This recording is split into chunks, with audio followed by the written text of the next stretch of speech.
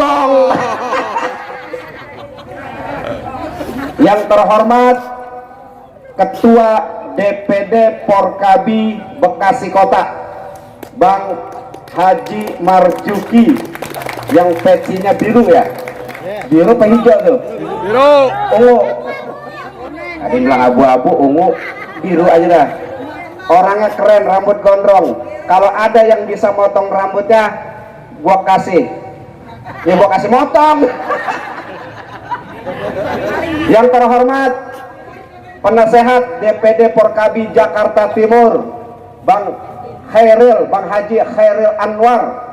Dia tokoh, dulu dia tokoh pemuda, sekarang tokoh bapak-bapak.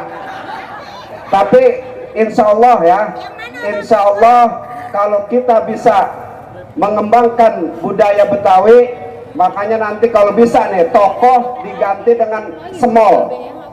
Jadi jangan setokoh, kalau perlu semol. Kalau semol udah ada dalamnya tokoh, mall dan sebagainya.